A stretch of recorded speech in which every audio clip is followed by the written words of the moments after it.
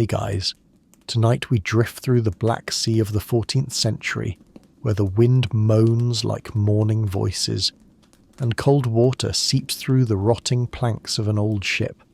There are no lanterns, no compass true enough to trust, only the smell of salt and wet timber, and the breathing of drunken souls trying to sleep in the ocean's chill.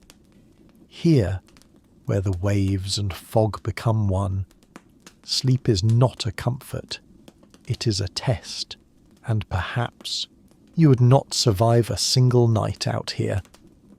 So, before we begin, take a moment to like this video and subscribe, but only if you truly enjoy what I create here.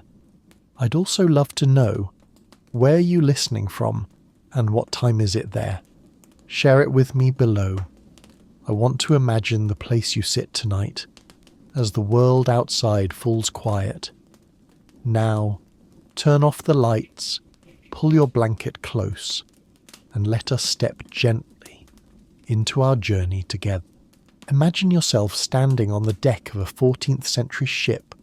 No lamps, no engine, no compass that can be trusted, only an endless darkness, and the wind moaning through the ropes like the breath of something ancient and half dead. The sea at night is no romance. It is an abyss without direction, where a ship drifting a few degrees astray may sail forever north until it becomes a coffin made of timber. The sailors of the Middle Ages knew this all too well, yet they still went to sea, not out of courage, but out of poverty. They called the ship a home afloat, a floating village in every sense. There was a kitchen, a hold, a place to sleep, and a corner for relief. But there was one thing missing: privacy. Each man slept pressed against another, in a space smaller than a coffin. The smell of sweat and damp wood mixed with the brine of salted fish. Whenever the waves struck hard, seawater leaked onto the deck and rained down below like cold drizzle, and so that drifting village reeked like an abandoned kitchen, a place, perhaps, even God hesitated to visit. Night is when men are weakest. Yet for sailors, the night was not for rest. It was for vigilance. Out there, on the open sea, there was no light but the stars and a few flickering torches. The wind carried the creak of the hull and the ragged breathing of someone lost in a bad dream. On board, they whispered that if you heard footsteps while everyone slept, it wasn't a man. An old sailor liked to say, "If the sea doesn't kill you, silence will." It is no wonder that pirate legends were born here. Merchant ships, before they turned rogue, were already worlds of hunger, cold, and despair.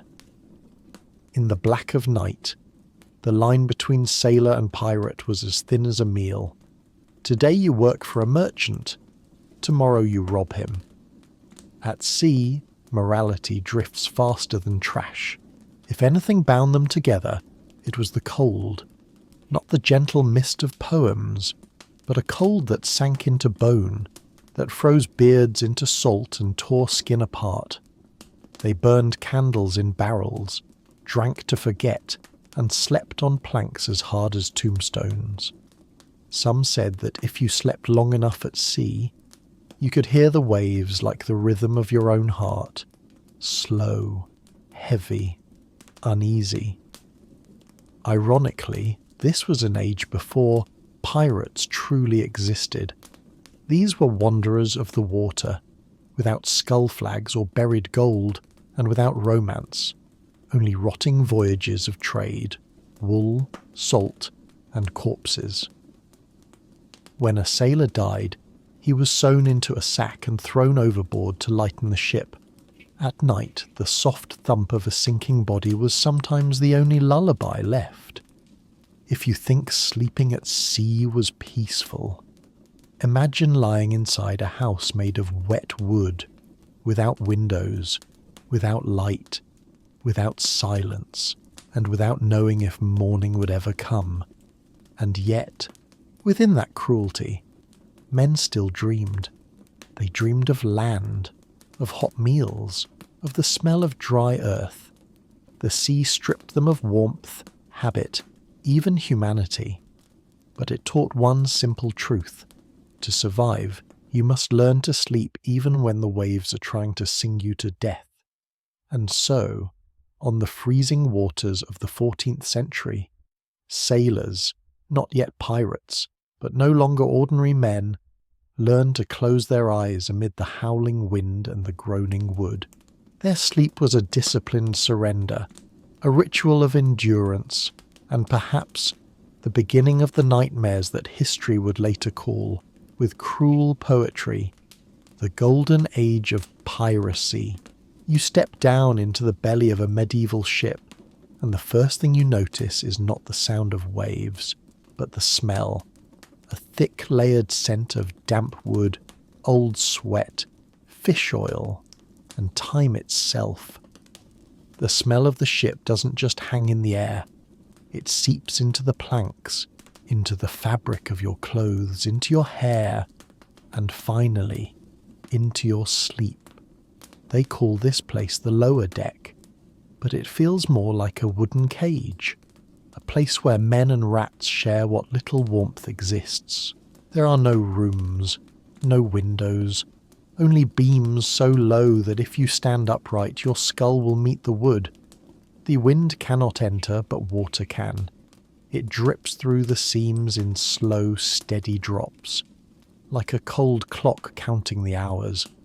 When it rains, the patter of water joins the creak of ropes and the weary groan of the hull, creating a familiar symphony, the damp, breathing music every sailor knows by heart.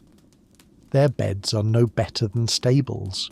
At first they slept on straw, old, wet, sometimes alive with worms. When the ship rolled, the straw flew up, brushing their faces, sticking to their lips as they slept. Later came the hammock, and those who had one called it a paradise of impermanence. It swayed with the sea, spared them the wet floor, but not the bone-deep cold. In the dark belly of the ship, the only light came from an oil lamp, dim, smoky, barely enough to reveal the mist of their breath.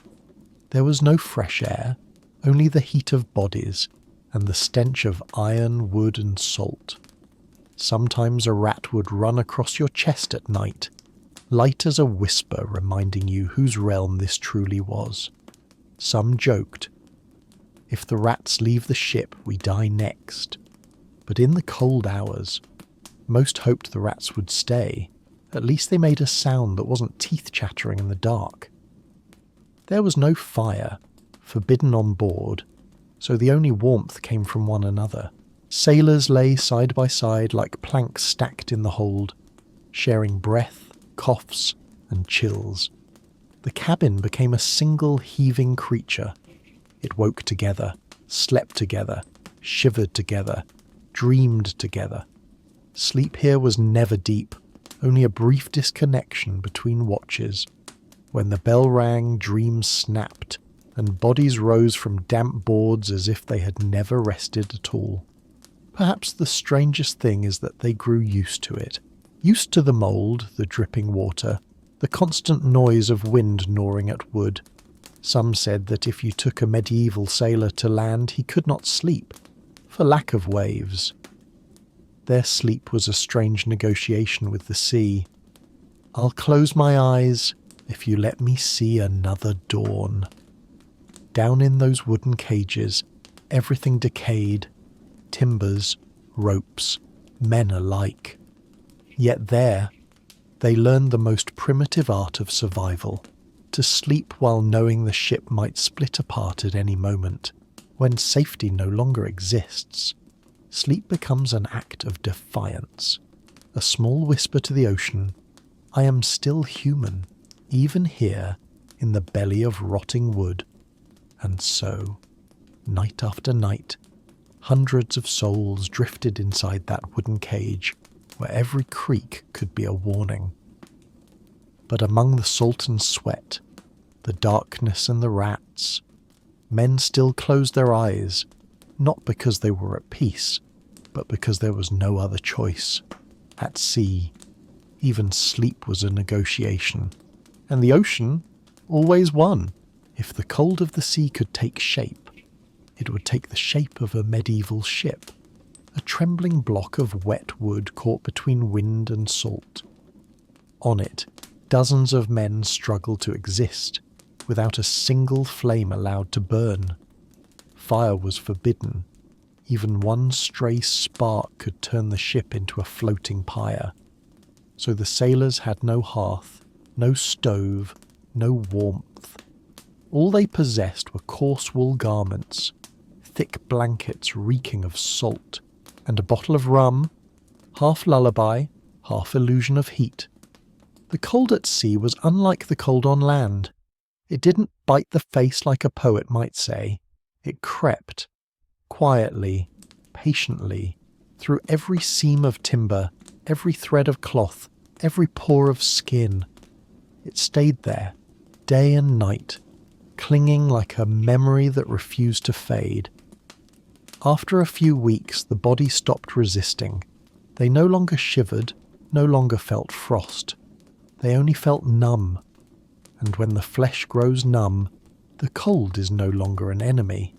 It becomes part of you. One sailor wrote in his log, "This cold does not kill me, it lives with me." It sounds like philosophy, but it was despair. When everything aboard is wet, the clothes, the blankets, the floor, even the air, warmth becomes a kind of religion, something imagined rather than felt. Men clutched their bottles like talismans, drinking until their heads sagged and their hearts slowed, tricking themselves into thinking they were warm. But rum only thinned the blood, dropped the body's heat faster, and by morning, many never woke again. Still they drank. No one dared sleep sober in such cold. The burn of alcohol was the last blanket left when all else was soaked. Before closing their eyes, they mumbled prayers, not for salvation, but to forget they were still alive. At night, when the wind blew through the rigging, it whistled like the ship itself was sighing. Some said it was breathing with them, a wooden creature, cold and weary, enduring the same misery. Sailors of that age did not fear freezing to death. They feared living too long in a cold that never ended. The cold slowed everything. Footsteps, heartbeats, dreams. Each breath became a small cloud dissolving into darkness. Each time they closed their eyes, it was a bargain. Let me wake when the light returns. And so they lay there. Rough wool, heavy blankets, bodies pressed together, bottles rolling on the planks like a colony of creatures half man, half sea. Strangely, the cold didn't just live outside, or else it entered the mind. It carved a temperament, quiet, deliberate, enduring. Men who lived long at sea seldom spoke much. Each word cost a breath heavy with salt. They grew hard, like the wood beneath them. Perhaps that's why, when we imagine pirates later, laughing, wild, defying storms, we forget that their ancestors were these men, who learned to sleep in the cold, live with it, and treat it like an old companion. On board, no one truly escaped the cold. There were only two kinds of men, those who endured it and those who died from it. The survivors weren't the strongest, but the most adaptable, as if their skin had turned to timber, their blood mixed with brine. After months, they no longer remembered what warmth felt like. The cold had replaced fear, hunger, loneliness. It became the only rhythm left in their existence. And so, in the heart of the sea, aboard a ship without fire, humanity learned something the modern world has forgotten, that survival is not always about warmth, but about accepting the cold without letting it devour you. They never conquered the ocean, but they endured. And in that world of wood, salt, and darkness, that endurance was the only victory that ever mattered. You find yourself in the middle of the sea at night, where there is no true day or night, only shades of darkness breathing in and out like the ocean itself. The sailor's life follows the rhythm of the bell. Each metallic clang echoing through the wind is more than a measure of time. It is a blade cutting through sleep. The watch system, 4 hours on, 4 hours off, is the unspoken law of every medieval ship. No one may sleep too long. No one may dream too deep. At sea, silence is a luxury, and carelessness a death sentence. Every 4 hours one group wakes, another lies down. There is no morning, no night, only rotations turning like a wheel. Their bodies learn to divide themselves, half awake, half dreaming, half listening to the waves, half listening to their hearts. When the bell rings, no matter how exhausted, you crawl out, pull on a damp wool coat, climb to the deck and take your turn, in the cold wind, in the salt fog, sometimes under rain sharp as needles. Be late by a minute, you're punished. Fall asleep, and you might send the ship onto the rocks. Sleep here is not a right, it is a mercy. Sailors learn to rest in fragments, scraps of time torn apart, 2 hours or 30 minutes, enough for the mind to drift into the void between waking and dream. Some can sleep sitting up, backs against the mast, hands still gripping the ropes, bodies trained into obedience. One of them jokes, "If you dream too deep, the sea will steal your soul." But they believe it truly. Everyone knows. Those who dream long seldom wake. The metallic bell, that cold, hollow sound, becomes the anthem of every night. It rings through fog and wind and wood. Each toll marks not only a change of watch, but the continuation of lives repeating endlessly. 4 hours on duty, 4 hours asleep, then 4 hours again. No holidays, no Sundays. Each man becomes a gear in the breathing body of the ship, and just as muscle cannot stop contracting, they cannot stop waking. Within that system, sleep is shredded into pieces until it loses its shape. It's no longer rest, a part of the labour itself. They sleep wet, shivering, listening to rain hammer the deck like knuckles on a coffin lid. Before closing their eyes, they calculate, do I still have 40 minutes before the next bell?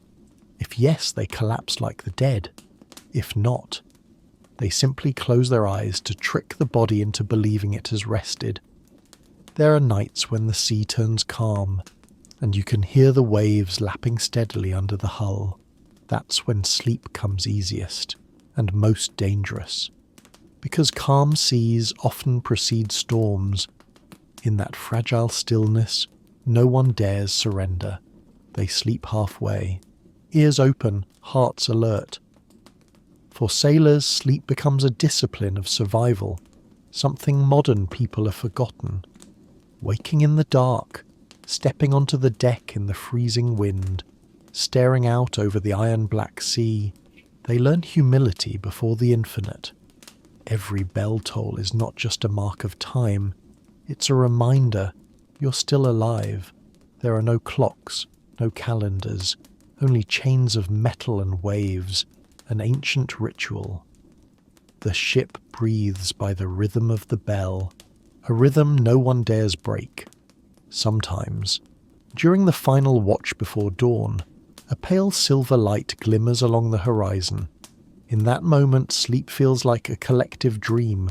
All are tired, all are breaking, yet order remains. Because if one man collapses, the whole ship does. And so, after endless months adrift, they evolve a primal instinct. Sleep when you can, wake when you must, and trust that every bell is proof the world still turns. At sea, existence is not measured in hours, but in watches. And through that iron rhythm, humanity learned a quiet, immense art. Survival through repetition.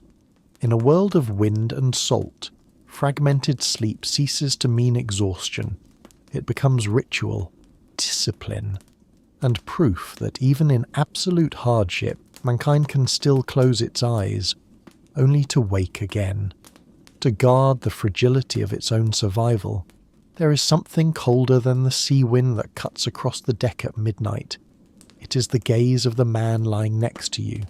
In the world of pirates, sleep is never truly safe, because on ships that belong to no one, loyalty lasts only as long as it must. Tonight, you and he may row together, drink rum together, share the last piece of hard biscuit. But by morning, if gold changes hands, or the captain changes orders, that same man might use his rusted knife to open your throat before you ever open your eyes. They called that era the age of free sailors, but freedom here meant no law, no God, and no peaceful sleep. After every raid, men were taken, some pardoned, others forced to join. No one ever knew who truly belonged to whom. By day they worked together, laughed together, but when night fell, each man kept a hand near his blade. The sea murmured outside. The heavy breathing of comrades filled the dark, and between those two sounds lay the hollow where trust went to die. In the shadows of the ship's hold, you could hear the faint scrape of metal against a belt. No one spoke. Everyone pretended to sleep. The smell of rum drifted through the room, thick with salt, damp wood, and sweat. The night's chill did not come from the wind, but from the thought that if someone died in their sleep, no one would ask why. At dawn, they would throw the body overboard and keep sailing. The sea was the graveyard of secrets, and the night, the blanket that covered them. On those ships, fear was constant company. Not fear of death, but of betrayal, a slower, quieter kind of dying.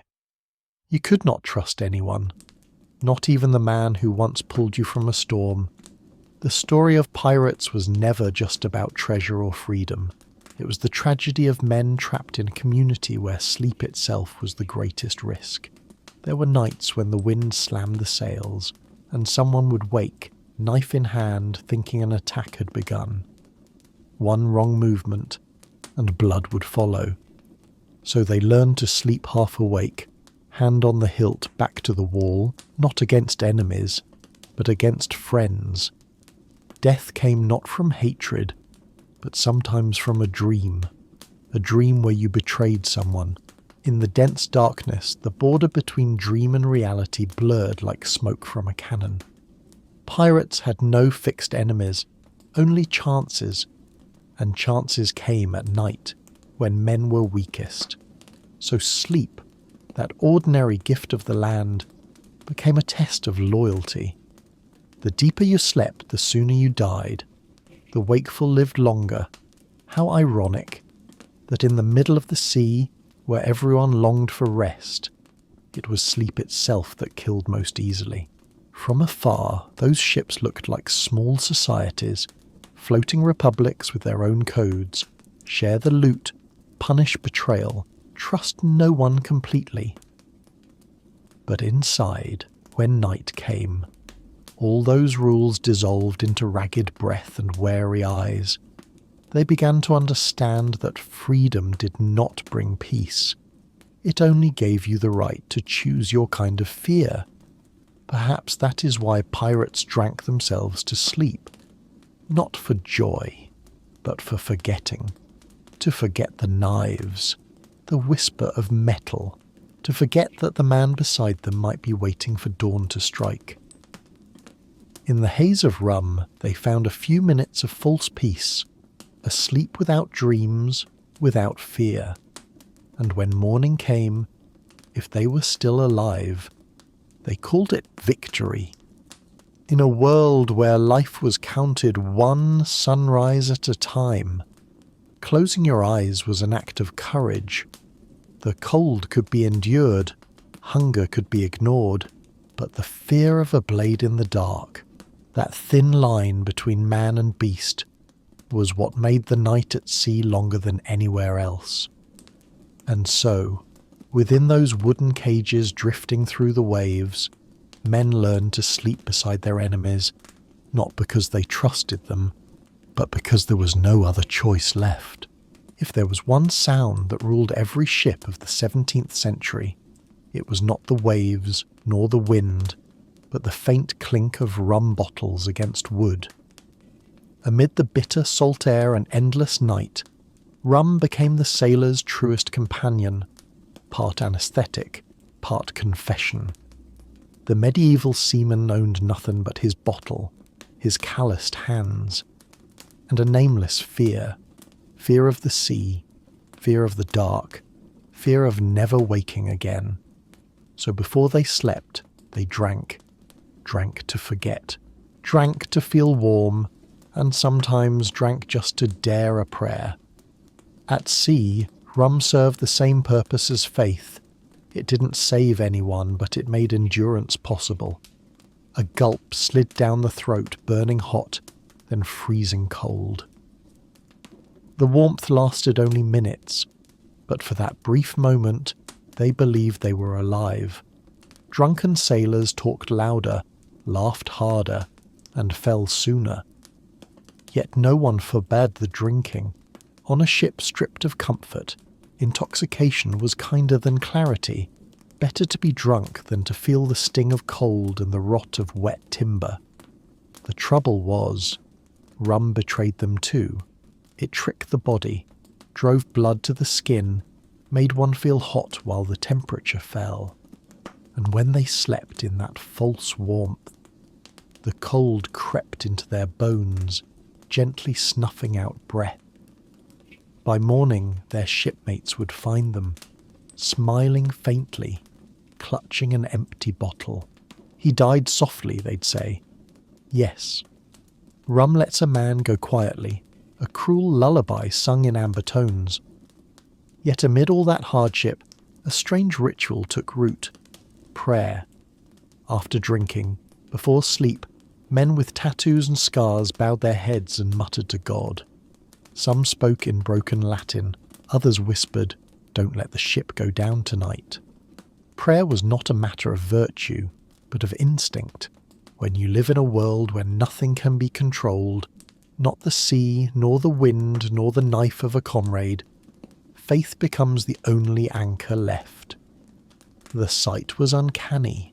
A cramped hold, oil lamps flickering, rum in the air, voices praying between the crash of waves. They didn't kneel in solemn reverence like in a church. They swore, hiccuped, cursed between verses. One man kissed the crucifix at his neck, then spat and damned God for keeping him adrift too long. But it was precisely that mixture of drunkenness and fear that gave their prayers weight. In those moments, they were painfully honest.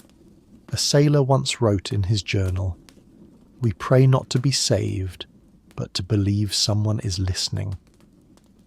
That single line captured the soul of the ocean night. Amid the creaking ropes, the howling wind, the groaning hull, prayer became a thin blanket draped over trembling souls. It could not warm them, but it could help them last one more night. On such ships, religion was no longer a system, it was a survival habit. Men prayed as they drank, not because they believed, but because they needed to. Needed to believe the sea would calm, that the storm would pass, that God would not forget them among the endless waters.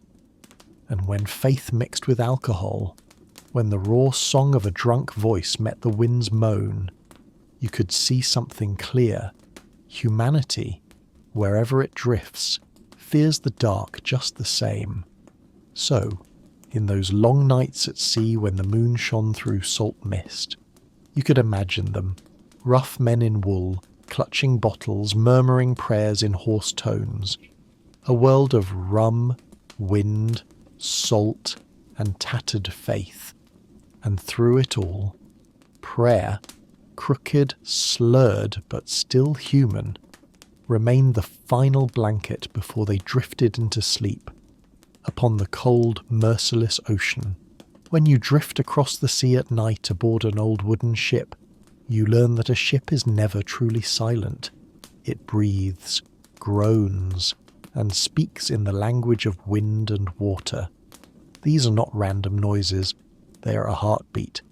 To the medieval sailor, that sound was the breath of fate itself. Every creak of timber, every drip leaking through the seams, every whisper of rope against the mast, carried a message. The ship is alive. And if one night that sound vanished, leaving only pure silence, it meant death was near. In the cold of the night, when sight was useless and the world dissolved into wind and waves, sailors survived by listening. They lay there, in swaying hammocks, pressing their ears to the wood, reading each noise like a pulse. The boards expanding with damp, the water tapping faintly like pins, all of it formed a symphony of wood and salt. A seasoned sailor could diagnose his ship by ear. A sharp crack meant splitting planks. A steady leak meant the hull was sound.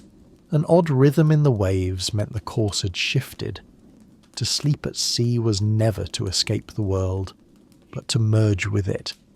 Yet it was a dreadful kind of merging. The ship's voice reminded them that it was alive, and there were merely parasites riding on its back. They slept inside it like inside the chest of a vast animal. When it shuddered, they trembled. When it moaned in the storm, they knew that one rotten plank, one broken joint, could end them both. And so medieval sailors did not only listen, they believed. They spoke to the ship, patted its walls as if soothing a creature in pain. "Hold on, girl," they whispered, "just one more night." Their sleep, therefore, was never apart from the world. It pulsed within the ship's breathing. When the vessel tilted, the hammock tilted too. When the wood creaked, their dreams filled with sighs. Their bodies learned the rhythm of the inanimate until some claimed they could hear the ship in their sleep, dreaming of a drip, waking to mend a leak. No one taught them this. It was instinct, born at the edge of survival and collapse.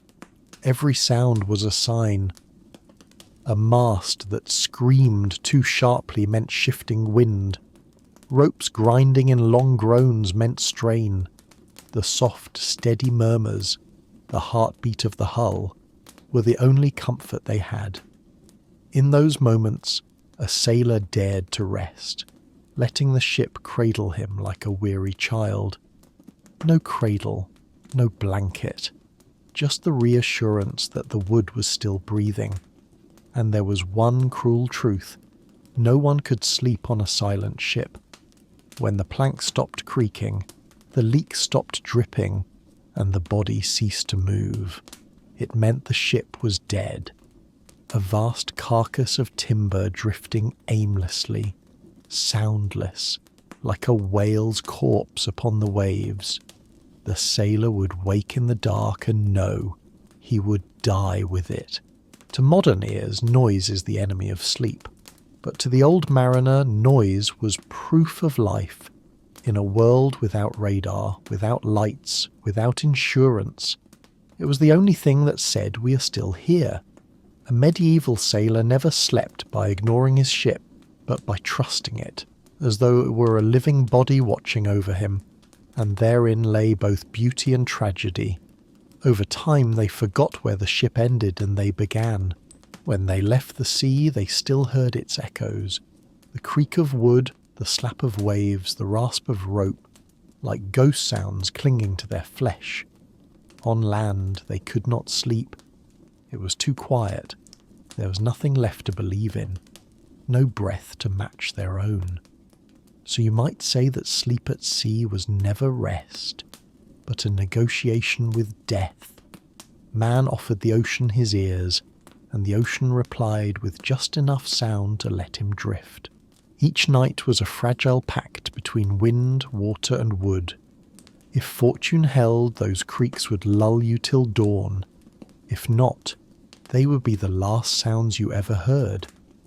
Between salt and wind, between darkness and fracture, the sailor had only one measure of safety: sound.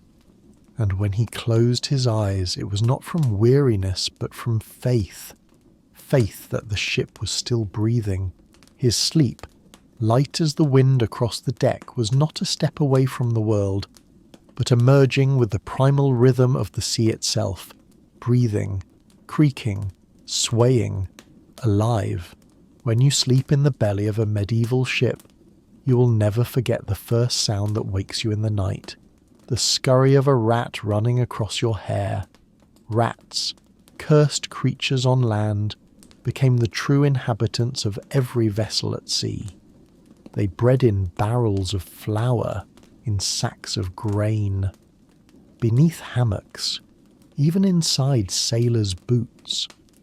On the ocean, where no law existed, rats were the measure of survival.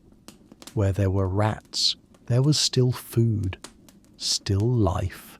Yet they also carried death, plague, fever, and the slow sickness of bites that festered, feared as much as any storm. Below deck, the space was so cramped that man and rat shared the same address. At night, amid the smell of sweat, salt, and mildew, their tiny feet pattered across the boards. Some sailors learned to ignore it. Others kept a knife beside them, not for men but for the vermin. One man once woke to find a rat perched on his chest, staring into his face with black, unblinking eyes. Calm, patient, as if it knew who the true intruder was. Sailors hated rats, yet they were grateful for them. A ship with rats was a ship still alive. If they fled, it meant only one thing: the vessel was doomed. Many had seen it, hundreds of rats pouring from the hold, racing across the deck and leaping into the sea before the storm broke. When the crew watched them go, they knew they were witnessing fate's final warning. So sometimes they fed the rats, a quiet offering, almost a prayer. For as long as the rats remained, the ship was safe for one more night. Between gratitude and disgust lay the thin boundary of humanity. The rats stole food, shredded rope, chewed clothes, and spread disease. They multiplied so quickly that within weeks the hold became a small, twitching city, and when the provisions ran out, the rats ate one another, while the sailors in desperation ate the rats. A strange loop of hunger and fear where the line between man and beast dissolved. Some said the ship's rats were mirrors of the men who lived among them, crowded, thieving, afraid, all fighting for scraps of survival. Both species trapped in the same drifting coffin of wood, without escape. Perhaps that was why men felt both contempt and understanding, forced to live with their reflection. When law eroded, so did morality, and in that blur, the rat, that despised creature, became the only honest being aboard. It bit when hungry, hid when frightened, and left only when hope was gone. For many sailors, the patter of rats on deck at night was a kind of heartbeat, a living metronome. If things were too quiet, they feared. If too noisy, they cursed, yet still smiled, knowing the ship was alive. In their half-sleep, the rustle of paws mingled with the creak of timber and the grind of the ropes, a rough lullaby of survival. No orchestra on land could recreate that music, half grotesque, half tender, where man and beast lay together listening to the ocean breathe. When a sailor died, they wrapped his body in cloth, sewed in stones, and cast him to the sea. But the rats stayed, loyal in their way longer than any comrade. They kept breeding, kept gnawing at soft wood, kept waking the living with their familiar whispers. Night after night, among men who once believed themselves masters of the ocean, it was these small, gnawing creatures who became the keepers of the ship, not out of duty but instinct, and that was the strange paradox of the sea. When all else failed, when men lost faith in God, in their captain, in each other, they could still believe in the rats. The rats did not lie, did not promise, did not betray. Their presence alone proved that life still clung on, in its smallest, dirtiest, most stubborn form. So when night falls, and you hear tiny footsteps skittering by, don't mistake it for disgust. It is the sound of persistence, of primal instinct still breathing inside humanity, long after law and reason have abandoned it. Out here, where the line between man and beast is thinner than a breath, the rat is not just a survivor, it is a mirror, reflecting what man must become: resilient, filthy, and unwilling to die. If there was one small invention that changed how humankind survived the sea, it was not the compass, nor the cannon, but the hammock. It sounds trivial, a piece of cloth and rope, yet for sailors of the 16th and 17th centuries, it was the fragile line between life and death. Before the hammock, they slept directly on damp planks, above the cargo hold or beside water seeping through the seams. Each night was a battle against mildew, rats, and the nausea of a rolling deck. But when that first strip of fabric was strung between beams, something shifted. A flicker of human comfort returned to the salt-bitten world. The hammock, borrowed from the indigenous peoples of the Caribbean and woven from agave fibre or rough cotton, arrived in Europe aboard Spanish ships.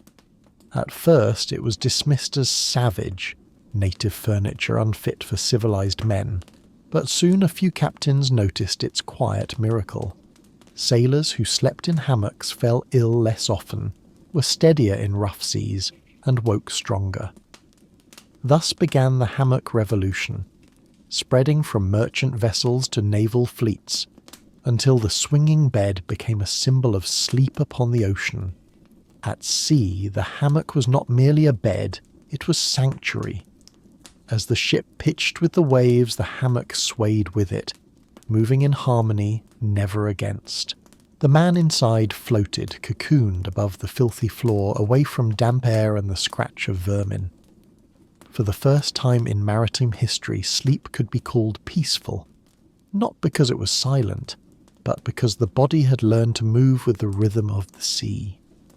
It was strange. In a world of violence and death, the hammock alone had the shape of gentleness. It cradled the body like an embrace, so softly that even the roughest men breathed slower. Many said that inside the hammock nightmares came less often. No dreams of drowning, no visions of dark waves, only the slow rocking heartbeat of the ship itself, steady and lulling. Some called the hammock a temporary grave, for when a man died, he was often wrapped in his own and lowered to the depths. That image as of a sailor sleeping forever in the same cloth that once held him through the storm was both sorrowful and serene. To captains, issuing hammocks was not charity, it was strategy. A sailor who slept well was less seasick, less mutinous, more obedient. The foul stench of English or Spanish warships, once described as smelling more of men than sea, began to fade. Ships could now remain at sea for months without rotting from within. A strip of fabric had done what neither prayer nor rum could. It saved lives. Not all welcomed it. Older men, hardened by years on the deck, mocked the hammock as soft, womanish. Yet when storms came, only those suspended in their swaying cocoons survived, lifted above the flood, spared from being thrown across the hull. What they once scorned as weakness became proof of wisdom. Perhaps that was one of the ocean's oldest lessons. Survival does not always belong to the strong, but to those who yield, who know how to move with the world instead of against it. Picture the ship at night. Dozens of hammocks hanging in rows, rocking gently beneath oil lamps. The air thick with the mingled scents of salt, tar and sleep. the snoring, the groaning of wood, the pulse of waves, all blending into one vast lullaby. The men who spent their days wrestling storms and cutting ropes now let themselves be rocked by the same motion that once threatened to kill them. It was a rare truce between man and sea, fought not with strength, but with surrender. The hammock, that simple invention, stands as proof of humanity's instinct to adapt. In a world where everything could kill you, the storm, the cold, the sickness, even your fellow man, a swinging piece of fabric became a symbol of mercy. It taught people to sleep with the sea, not against it, and in that gentle rhythm as between the creak of wood, the whisper of wind, and the beat of one's own heart, the medieval sailor learned something the world on land has long forgotten, that to survive, you need not be stone. Sometimes, you only need to know how to sway. Medieval sailors lived in a world where nothing was ever dry. Their clothes were always wet, from rain, from spray, from the breath of the sea itself. Salt crept into every thread, crystallizing on their shoulders, their hair, and eventually their skin. At first it burned. After weeks it split the flesh. Then it hardened. And so, by accident, the human body became armour. Stiff, crusted, and numb. No one bathed, not out of laziness but necessity. Fresh water was worth more than gold and reserved for drinking. Washing with seawater only drove the salt deeper into the pores, and fire, the only tool that could heat water, was forbidden. A single spark could turn the ship into a floating pyre, so they lived encased in salt, wearing the ocean itself like a second skin. When it itched, they scratched. When it stung, they poured rum over the wound, the only antiseptic they had, and a convenient anaesthetic too. That feeling, the sting, the crust, the sticky film of brine, became part of them. A sailor no longer knew where sweat ended and seawater began, where salt or blood came from. All merged into one living smell, acrid, sour, unmistakably human. People on shore said they carried with them the scent of the Dead Sea. Not everyone could bear it, but to the sailors, that was the smell of home. Over time, their bodies changed to endure what their minds could not. Skin thickened, roughened like bark, strong enough to resist wind and salt without bleeding. Hands cracked and calloused into tools. The very surface of the body became a badge of endurance. Beauty at sea had nothing to do with softness or fairness. It was measured in how much pain the flesh could take before it tore. But beneath that hardened shell, rot began quietly. Salt ate not only cloth but flesh. Wounds refused to close. Nails fell off. Eyelids swelled from the sting of brine. The medieval sailor was always in pain, too busy surviving to complain. At night, he lay back in his hammock, feeling the salt grind under his neck, knowing the sores would open again tomorrow. Yet he laughed, sang, and drank, because pain was proof that he still belonged to the living. Cruelly, the same salt that tormented them also kept them alive. It sterilized cuts, slowed decay, and staved off infection in a world without soap. Over time, their skin truly became armor, biological hull against the world. Like the ships they lived in, their bodies turned wooden, cracked, scarred, but unyielding. They gave each other names born from flesh: leatherjack, saltback, hardhide. These were not insults, but honors. In a world where a chill could kill and an infection could rot you in days, skin that did not tear was a blessing. The more calloused you were, the longer you lived. Pain became strength. Wounds became proof of loyalty, not to any flag, but to the sea itself. People speak of the ocean's loneliness, but few mention the suffocation of never being clean. At night, when the wind died and the sweat dried, a white crust of salt cracked across their bodies, glittering under lamplight, grotesque, almost holy.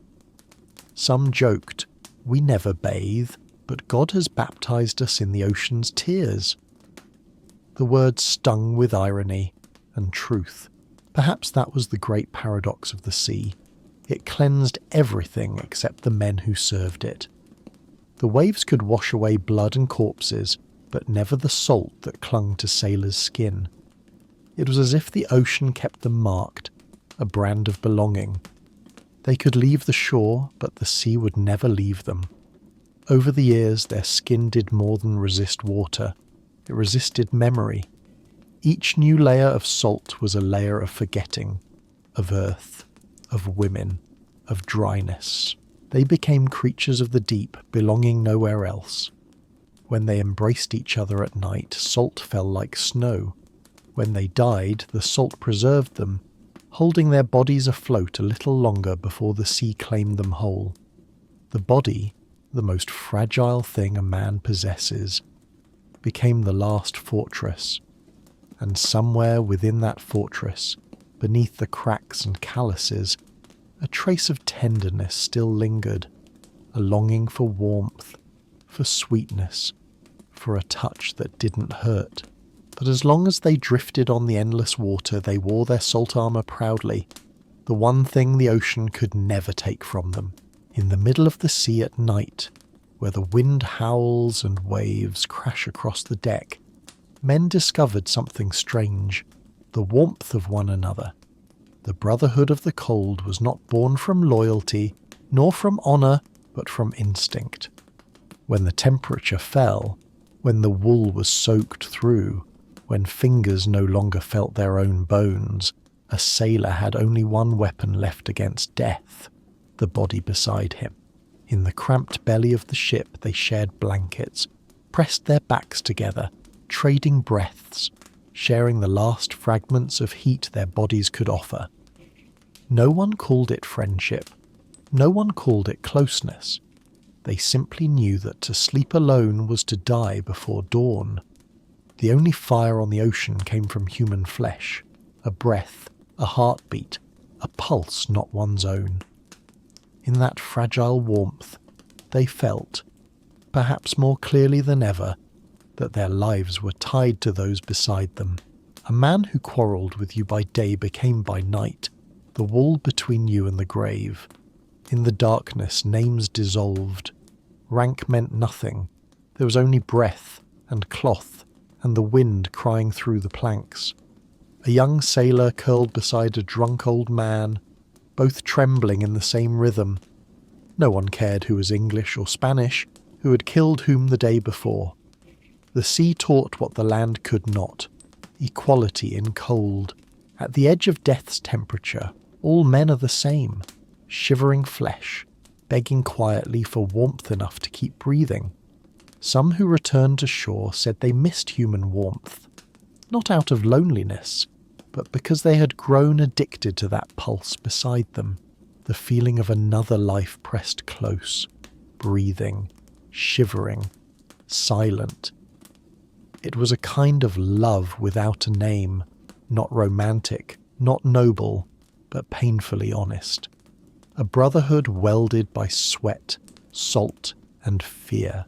Those who survived the storm said that when the ship went down in rain and roar, they clung to each other as if clutching life itself, not out of affection, but because fear made them human again. In a world of wind and water, where law was a joke and God looked away, they had only each other, drenched bodies, hollow eyes, and the unspoken vow, "I keep you warm, you keep me alive." The cold, once the enemy, became a strange glue. It taught them intimacy without words. No one asked, "Are you cold?" Everyone knew. Instead, they shared a blanket, pressed shoulders, or sighed into the dark. It was the language of men who met death daily. Simple, raw, unadorned. At sea, brotherhood was built not of oaths, but of flesh. Every breath of warmth was a promise. If I wake, you will wake too. And when dawn broke, they pulled apart, each returning to his stations, sailor, soldier, drunkard, captain. No one spoke of the night, but in that silence the bond held fast, tighter than any vow. When all else was stripped away, fire, home, pride, what remained was each other. And in that merciless cold they learned a truth civilization forgets. Warmth is not a thing, but a nearness. No man survives the sea alone. Even the cruelest, the fiercest pirates once curled against their mates in fear, knowing survival was a shared act. Between the waves and the dark, when the ship fell silent, only two sounds remained: the heart and the wind. In that moment you were no longer an individual. You were part of the brotherhood of the cold, an unnamed faith where every breath was a prayer, and every touch proof of life. Perhaps that is why, after centuries, the tales of sailors still move us, not for the plunder or the gold, but for the moments when in the blackest night men still found ways to keep each other warm. A shared breath, a corner of cloth, a trembling sleep in the freezing dark. And when we think of that, we understand, in every age, in every ocean, and through every cold life has ever known, it is this brotherhood of the cold that keeps humanity alive. If there was one place aboard a ship that could be called a human privilege, it was the captain's quarters. A small room of dark wood sealed off from the salt air, from the scurrying of rats, from the wet bodies sleeping in tangled hammocks below. Inside stood a real bed. Not a hammock, not straw. Dressed in thick wool blankets, curtained against the wind, a single candle burning through the long night. Yet don't envy him. The sleep of command, though warm, carries its own kind of cold, not the chill of flesh, but the chill of solitude. While sailors slept pressed together below deck, trading breath for survival, the captain lay alone, surrounded by walls that creaked like ribs under the strain of the sea. He possessed the map, the logbook, the gleaming brass compass, the right to command dozens of men, but no one to lean on. Power at sea was a species of loneliness, like that candle flame, permitted to burn, condemned to burn alone. When the wind screamed through the rigging, he knew the ship still held its course, yet inside he drifted. For the one man he could not share his fear with was the only man allowed to give orders. His bed was dry, but the sweat of responsibility soaked through every blanket. Below, men feared dying of cold. Above, he feared dying of error. One wrong calculation, one slow command, and the entire ship, the crew, the rats, the cargo, the dream, would vanish beneath the waves with him. The captain's sleep was brief, heavy and haunted, disturbed not by storms but by conscience. They said, "The captain is the one man not allowed to dream. Dreaming means release, and authority cannot afford to release." Under the candle's flicker he lay on his side, eyes open, listening to the wooden bones of the ship. Every sound was a command. The tightening of rope, the wind is shifting, the rush of water, rise, silence, the most dangerous sound of all. His nights held no dreams, only premonitions. That cabin, the captain's quarters, was a miniature of the world itself. A social order built on layers of wood. Below, men sleeping together in noise. Above, one man awake in silence. Below were snores, laughter, the clink of rum bottles. Above, the scratch of a quill in the logbook. Power seemed a refuge from chaos, but it was in truth a luxury cell. And yet that solitude was also the measure of leadership. When storms came, no one looked to the sky. All eyes turned to him. That gaze weighed more than the anchor, colder than the wind. He had to act, to decide. to appear fearless even when trembling inside. And when the storm was over, when the sea calmed, when the men slept, he alone remained awake, listening to his own heartbeat echo through the wooden room. That was the price of sleeping warm. Some captains carried entire worlds on their shoulders, yet could not carry themselves. Staring through the round porthole at the endless black, they understood how a few planks of wood could divide men deeper than an ocean. Below, sailors muttered in their dreams, laughing about rum and women in port. Above, he wrote a single dry line. Wind turned northwest. One mast weakened. 2 men fevered. Night calm. Not a word about fear. Perhaps, in the moment before snuffing out the candle, he too longed to lie among them, to feel human warmth instead of the chill of command, to sleep without vigilance. But that was impossible. Once you are the one who commands, you lose the right to seek warmth. You're left only with the duty to guard the flame. And when the captain finally drifted off, amid the whisper of the sea and the pounding of his heart, he did not sleep to rest, but to forget that the ship still floated and that every life aboard swayed with his own breath. The sleep of power in the end is no different from the sleep of the sea, calm only on the surface. Beneath, something always stirs, and aboard that ship in the vast night there were only 2 kinds of men, those who slept in the wind and the one who slept upon command. One sought warmth in others, the other sought peace in isolation. Both knew the truth.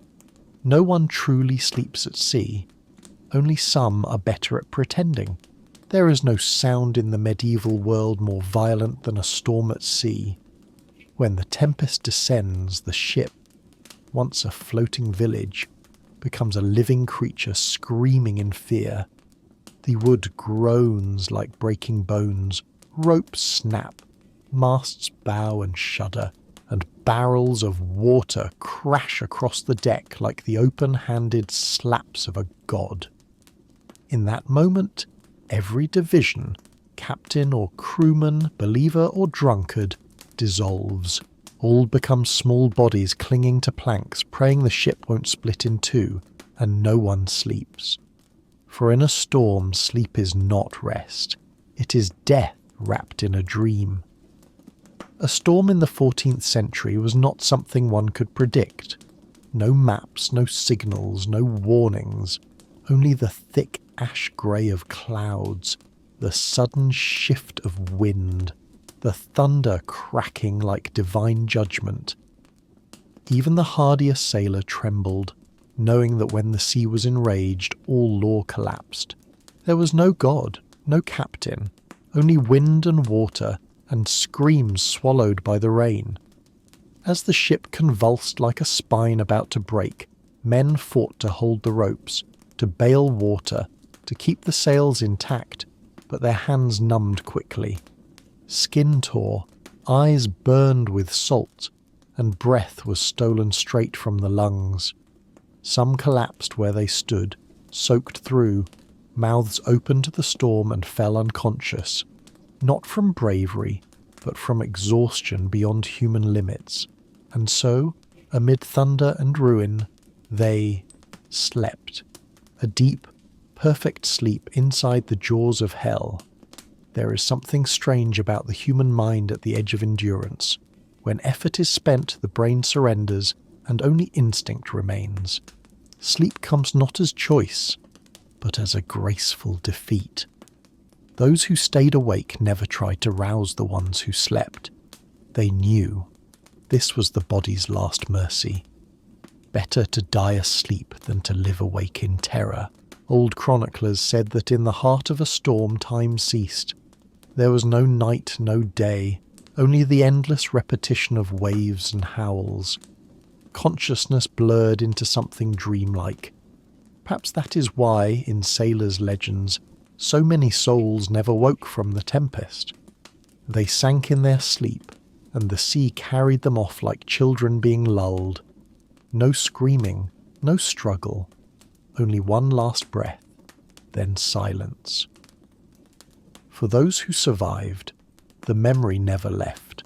They said the wind in their dreams still smelled of that night's salt, and whenever the weather turned, their muscles tightened, as if the ocean were calling them back.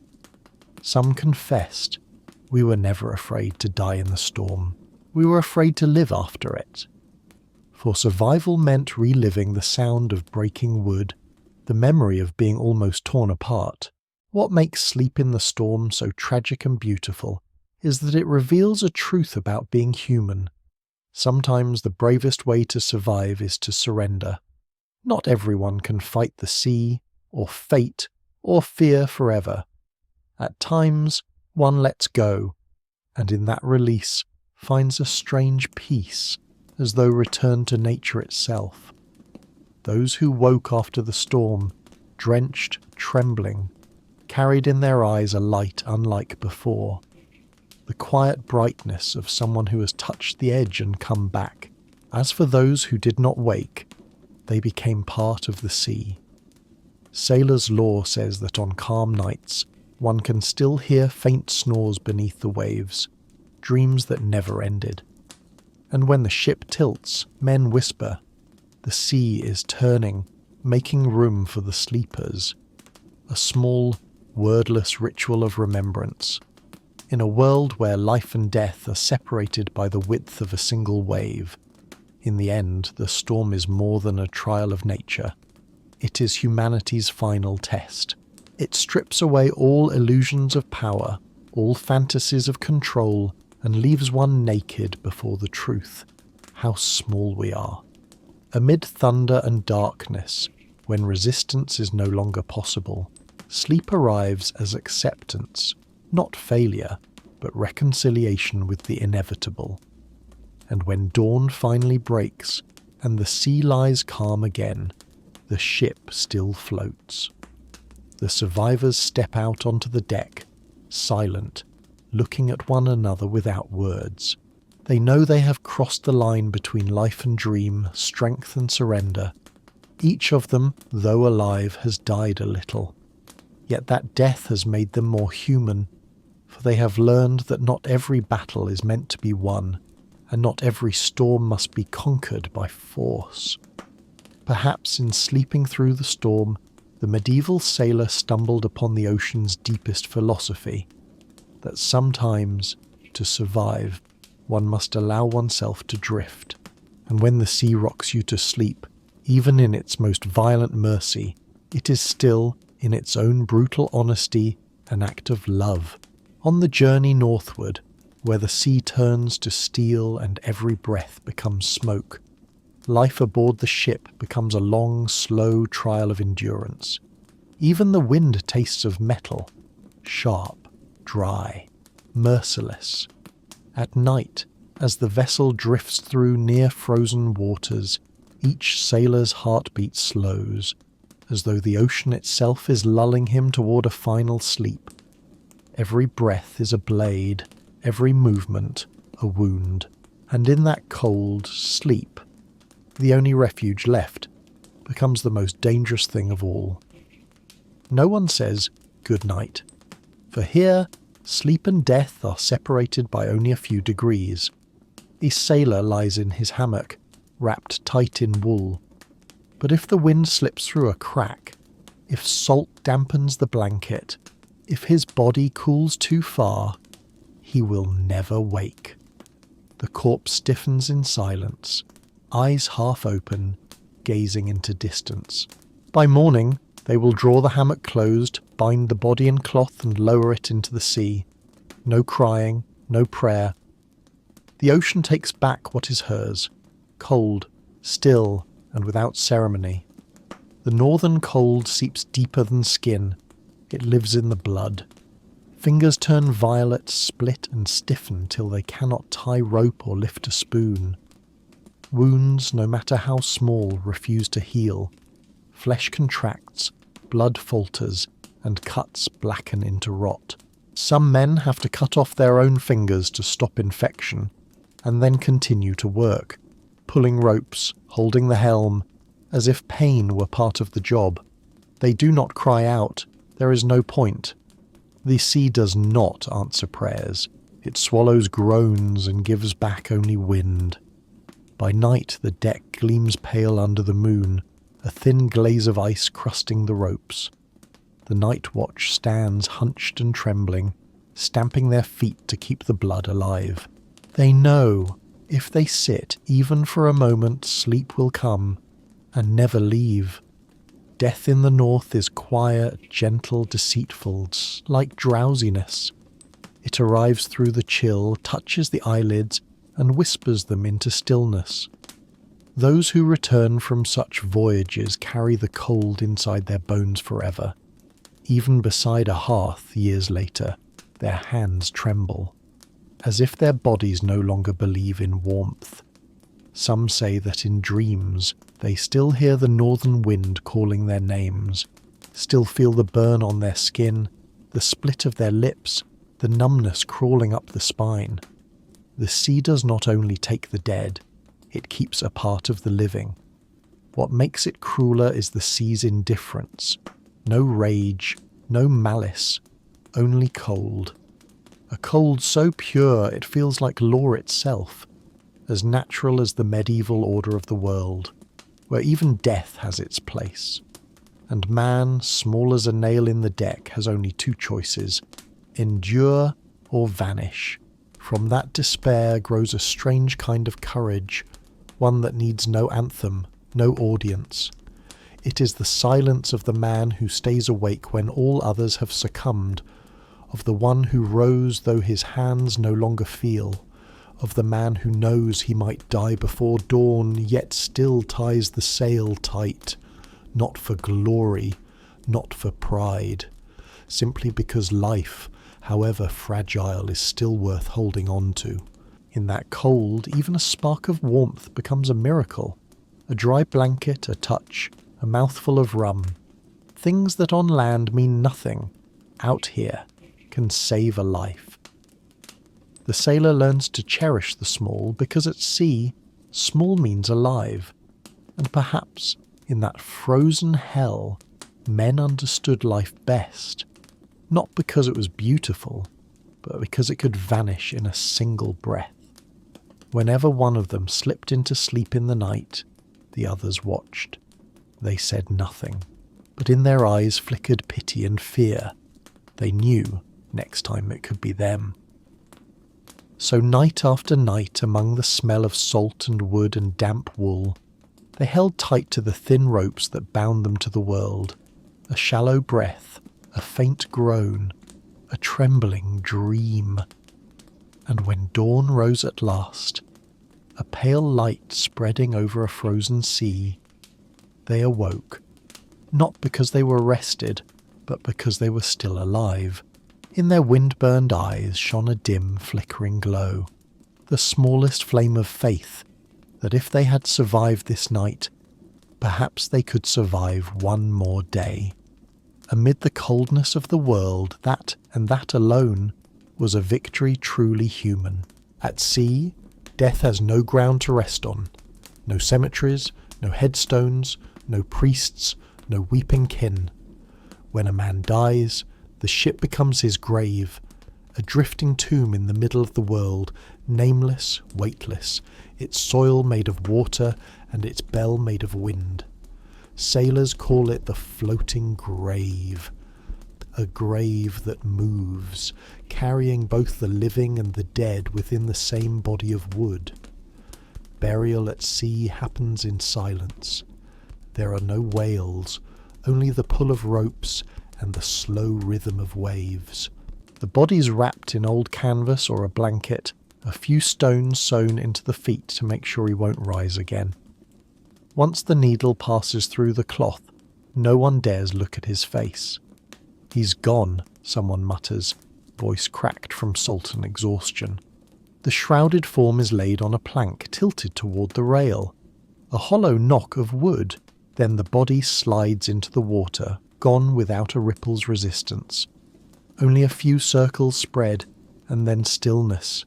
But the sea's stillness is never true. At night, when the ship leans gently on the waves, those left behind feel something beneath their feet, a faint tremor, a breath that isn't wind. They whisper that when the ship tilts, it's because the sea is making room for another soul. Half superstition, half comfort. But out here, where the border between life and death is as thin as a gust, no one dares to laugh.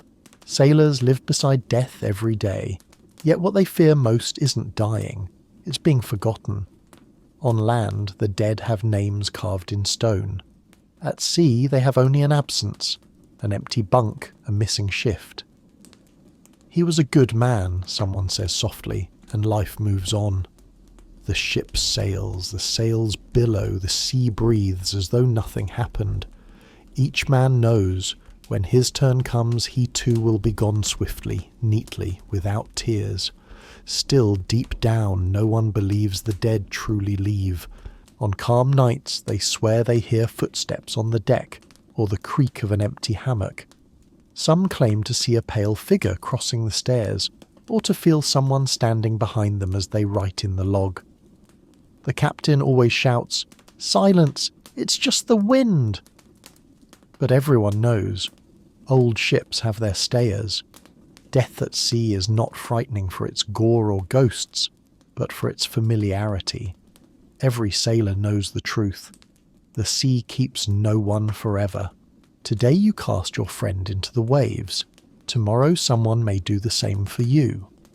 The ocean is a patient machine, eroding flesh and memory alike. And yet, because of that, sailors remember. Not with words, but with gestures. A saved ration, an untouched cup, a hammock left empty. They make space for the soul, as if giving it a corner of the ship so it can keep drifting with them. Old seamen say that on moonless nights, when the ship seems to hold its breath, the sea listens. The dead follow the ship not to haunt the living, but to guard them. They become part of the vessel, in the groaning of timber, in the cold seeping through the boards, in the mist that clings to the rail. It is they, the nameless ones, who keep the ship afloat. There is a strange mercy in that logic. Death, by its nearness, teaches men how to live slower, gentler, more aware. When you know you might vanish tomorrow, hatred loses its meaning. Every nod, every shared crust of bread, every familiar curse becomes proof of existence. In a world without graves, every small act of kindness becomes a temporary tombstone, the only trace the waves cannot erase.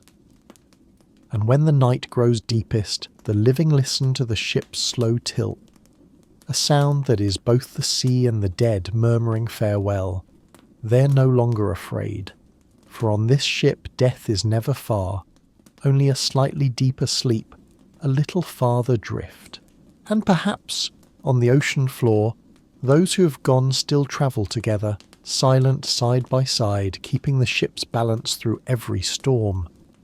That is why, when someone dies, they don't say, "He's dead." They say, "He's gone to sea." A simple phrase, yet it holds the oldest truth of the sailor's life, that no one truly disappears. They only change form from flesh to water, from voice to wave. And when you lie awake at night, listening to the ship's soft sway, remember, it is not only the wind, it is the sea, and those who came before, whispering you to sleep. If there is one thing that makes the world of pirates strangely captivating, it is the existence of law within chaos. It sounds absurd. Men who lived by plunder, murder, and fire somehow had a constitution of their own. But it's true.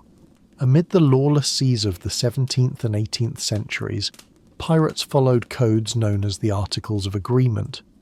Not royal decrees, but rough scraps of parchment, ink-smudged and whale oil stained, yet binding as life itself. Each captain had his own version, differing in detail, united in spirit.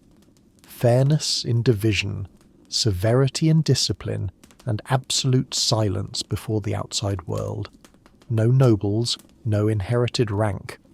A man, once a farmer, a seaman, or a convict, the moment he set foot aboard became a citizen of the Republic afloat.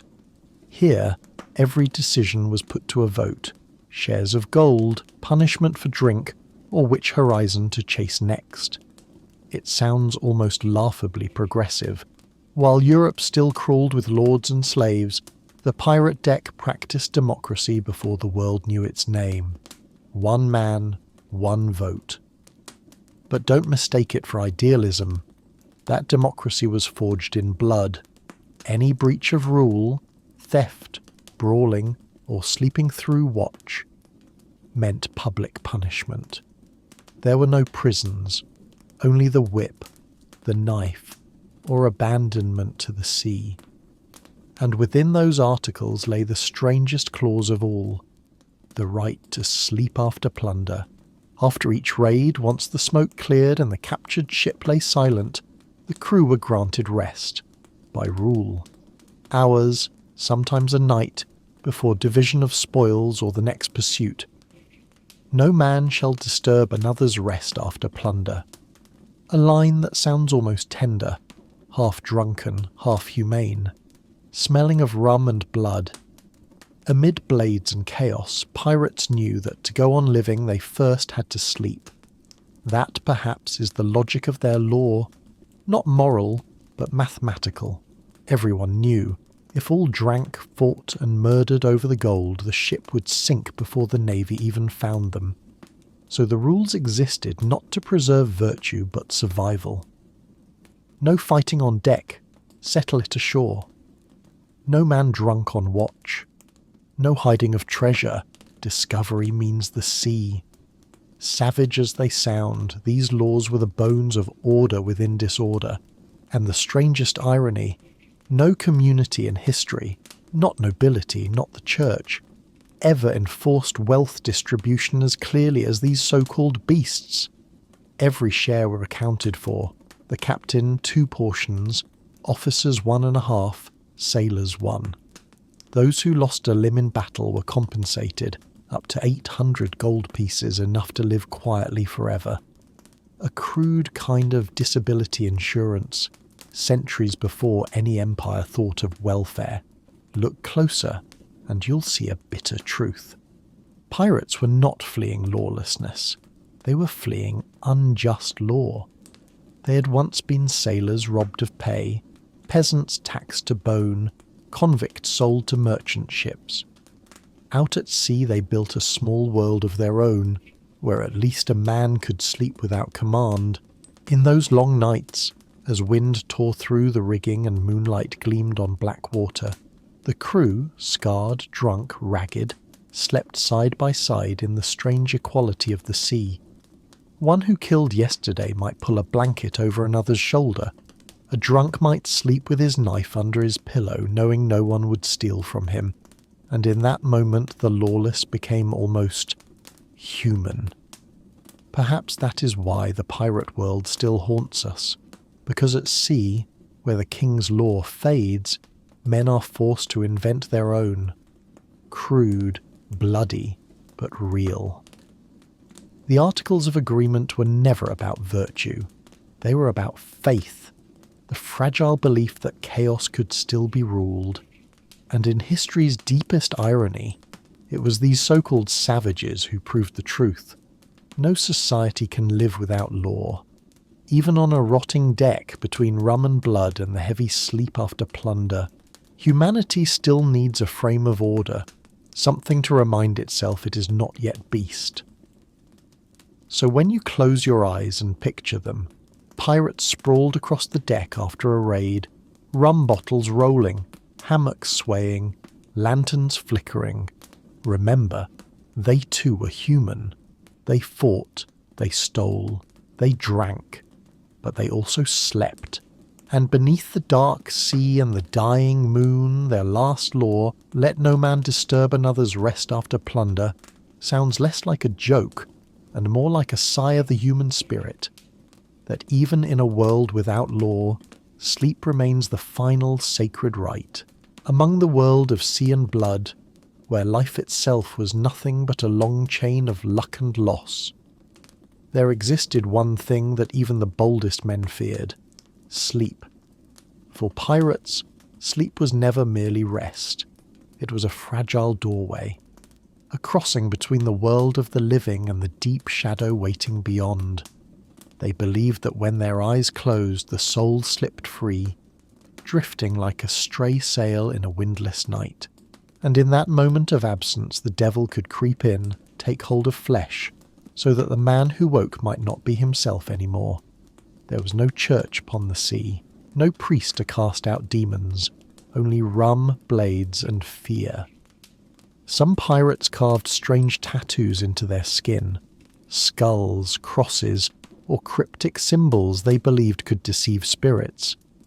The ink was mixed with ash, rum, and blood, a substance both superstitious and primal. Across their knuckles they inked the words, "Hold fast," a reminder whispered to themselves, through storm or nightmare, never let go. Others slept with daggers under their pillows, or a sliver of silver hidden between their teeth, charms against possession. It was a cruel irony. Men who could slit a throat in daylight still trembled before invisible hands in the dark. Some said the fear came from the sea's own dreams, for the sea remembers every scream, every body dragged beneath. And sometimes, on moonless nights, it speaks back through sleep. Voices of the drowned, the ships that never surfaced, the past refusing to sink. A pirate once wrote in his logbook, "When I sleep, the sea speaks in the voices of those I've killed." There is no nightmare more terrible than memory. Sleep in that world was never innocent. A man could seize gold, spill blood without blinking. Yet when he lay down, guilt lay with him. And guilt, in darkness, needs no law to punish. Only a dream. Some dreamt of hands red with blood that would not wash clean. Some dreamt of a ship sinking endlessly, never touching bottom. Some awoke in a world gone wrong, sky black, water crimson, and no man human anymore. So many pirates chose not to sleep. They stayed awake, drinking through the night until collapse, hoping unconsciousness would come too quickly for dreams to find them.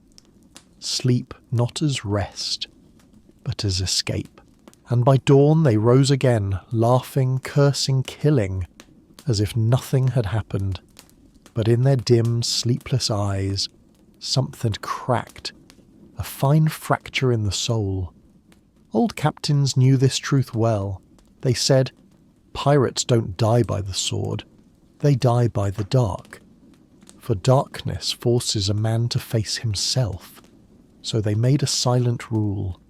No man sleeps alone. Not for safety from murder, but from dreams. If someone woke screaming in the night, the man beside him would shake him back, as though tugging a soul from the edge of the abyss. A small act. Yet in that world, it could save a life. Still, there were nights so long that even fear grew tired. When the wind stopped, the sea turned glass, and the ship floated in perfect silence. Even the pirates had to close their eyes. They lay curled, listening to their own hearts, waiting.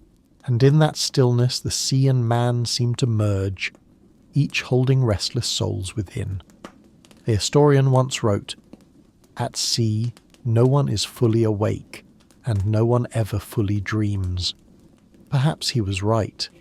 Between drunkenness and dread, between sin and belief, a pirate's sleep was a twisted kind of pilgrimage, a walk through his own conscience, unsure whether he was fleeing demons or his own memory. Yet within that fear flickered a thread of humanity. Because they knew they were damned, they still feared hell. Because they still feared hell, they still believed in redemption. Every tattoo, every blade beneath a pillow was in truth a prayer. Awkward, lost, desperate, but still a prayer. A plea for mercy. A plea for rest. So when you picture a great scarred pirate curled in the dark, dagger in hand, See him not as a beast of the sea, but as a trapped soul, caught between guilt and hope.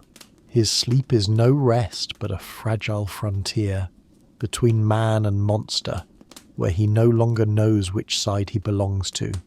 And perhaps that is why pirates always feared the night, not for the darkness beyond, but for the one within. For sometimes the devil they dreaded most did not rise from hell. It came from memory, and it appeared only when they dared to close their eyes.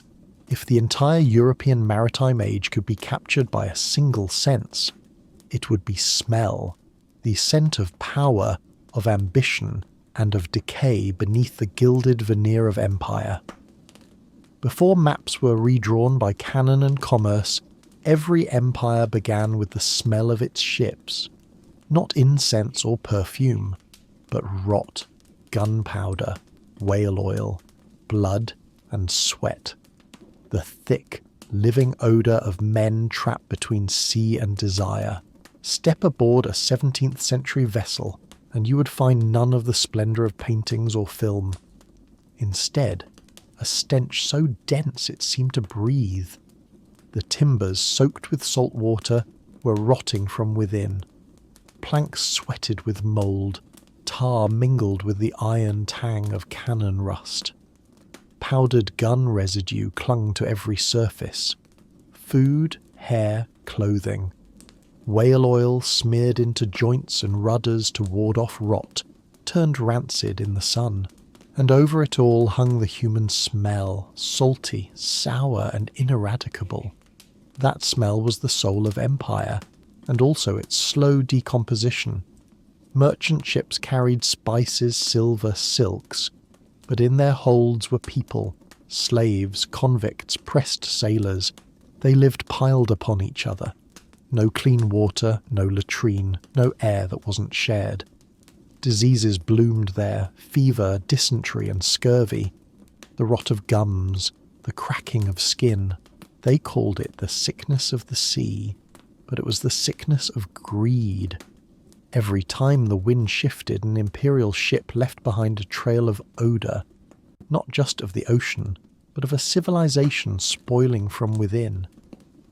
The Dutch carried spices from the East Indies, the Spanish hauled gold from the New World, the English ferried gunpowder and opium, and all bore death in their wake. Plague and pestilence knew no nation. They travelled with the trade winds, following the merchant fleets, history's gifts of Europe. The irony is cruel. The very smell we now associate with adventure and empire once drove sailors half mad. Many claimed they could smell their ship from miles away, before even seeing its sails. It seeped into their clothes, their skin, their dreams. "It never leaves you," wrote one English sailor. "The smell clings to your soul, as if the sea refuses to let go." Yet that smell was the price of the empire. Above deck, the captain stood in silk, bathed in light and command. Below, bodies slept tangled in darkness. A two-tiered world, connected by the creak of wood and the rasp of coughing lungs. European empire was not only built on gold and blood, it was embalmed in its own stench. The sea, in those centuries, was no place of peace. It was a factory of nightmares. By day, men conquered and charted. By night, they slept in the breath of decay. Every slumber was a small descent into hell. No clean blankets, no pillows, only the smell of sweat, of death, of fear. A sailor lay curled in his hammock, listening to the water slap the hull, the heartbeat of the sea, the slow pulse of a beast devouring everything built upon it. At times, it was the pirates, the Empire's enemies, who lived cleaner lives. Not because they were less foul, but because they were less false. They knew what they were. Thieves, killers, not merchants dressed as saints. They stank, but honestly. Whereas the ships of empire, perfumed at port, fetid at sea, became the perfect symbol of their age, a world that glittered through rot. When you think of those waters, think not of blue, but of grey. The grey of wet wood, of salted corpses, of powder smoke. And in that grey haze drifts the scent of empire, a ghost still unsettled. It haunts not only the wrecks below, but the pages of history above. Whenever you read of the Age of Discovery, remember the ocean beneath it, heavy with sweat, disease and blood. The sea that bore the weight of human ambition. Even now, long after the ships have rusted away, the smell endures. It lingers in the wrecks, resting under silt and salt. History decomposing slowly, still exhaling. A scent, both repulsive and familiar. For every empire has its smell. And when you close your eyes at night and hear the waves whisper far away, know this: that scent has never left the world. It merely drifts, like the old ships and their grand fevered dreams, leaving behind an ocean that still dreams its nightmares. Dawn at sea is never gentle. It does not arrive with warmth, but with the cold clang of a bronze bell, that metallic cry tearing through mist, announcing to the sailors that night is over, and sleep with it. No one is allowed a full night's rest on a ship in the open ocean. Here, time is not measured by sun or moon, but by watches. 4-hour fragments repeated endlessly until man and sea become indistinguishable. A man who has slept 2 hours, sweat still damp on his skin, is jolted awake by the wind and the waves. His body aches, his mind drifts in fog, yet his hands move on, hauling ropes, trimming sails, bailing water. There is no Sunday morning, no day of rest. Only the endless cycle: work, watch, sleep, wake, work again. Their lives divided into 4-hour shards, as if their very selves had been splintered by duty, and in that cruelty lies a simple truth. At sea, sleep is not a reward, but a brief absolution. The bell that marks each change of watch. Heard from afar, it is merely metal, but aboard, it is fate. It slices through dreams, extinguishes warmth. Many sailors confessed that, after a while, they could no longer tell if they were dreaming or awake. When they slept, they still heard the sea. When they worked, they still saw pieces of their dreams drifting before their eyes. Their minds floated between worlds, neither living nor resting. Some called it the sleepwalking of the sea. You can picture it. Dawn spreading over a deck of ashen faces, beards crusted with salt, eyes bloodshot from exhaustion. They work in silence, broken only by coughs and sighs. Below, another man collapses into his hammock, forcing himself to fall asleep before the bell tolls again. Between them, there is no night or day, only the rhythm of labour and the rhythm of the sea, merged into a single eternal heartbeat, a time to which all must submit, sailor, pirate, or captain alike. And strangely, it is this hardship that forged a discipline no army could match. Broken sleep became a lesson in obedience to nature, for here weakness has no refuge. Complain, and the sea will not pity you. Fall asleep on watch, and ropes will snap, sails will tear, the ship will die.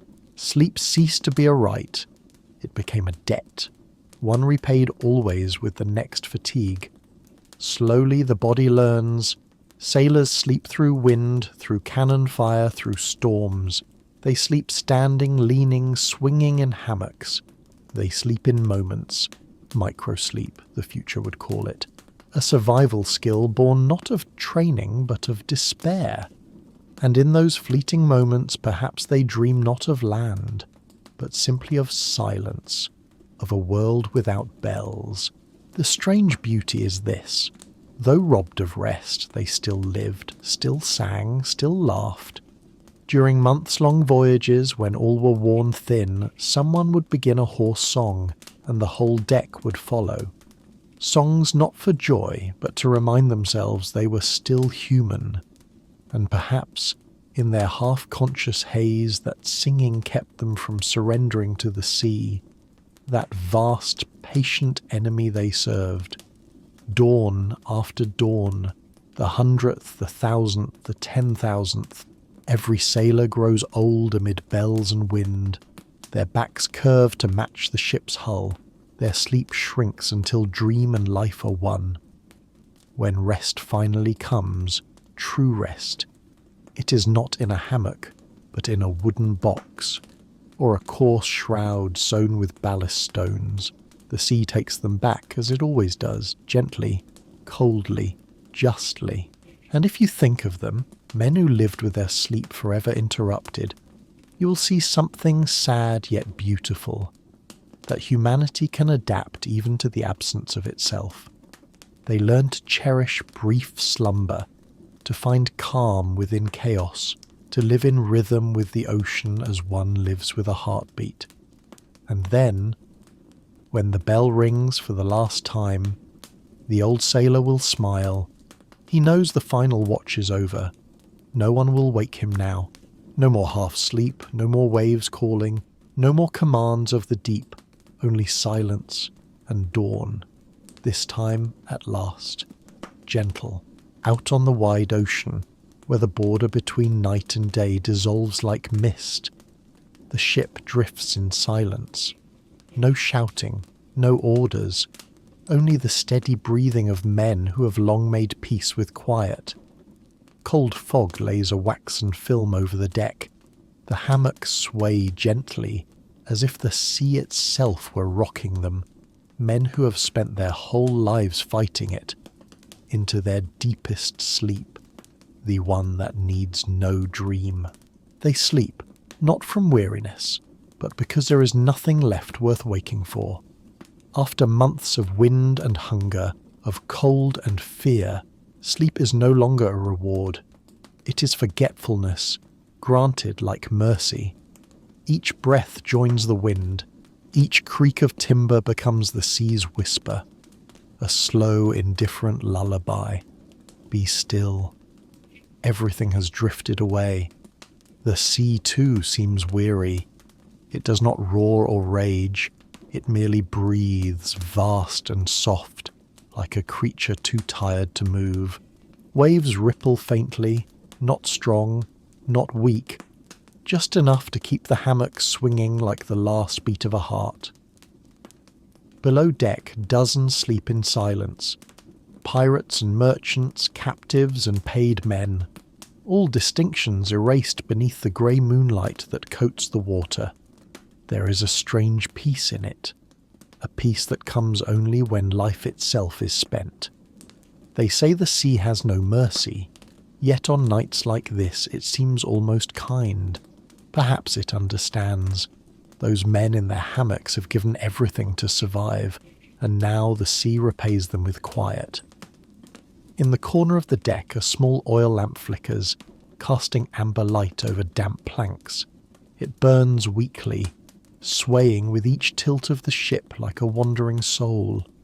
An old sailor keeps the final watch, his back against the mast.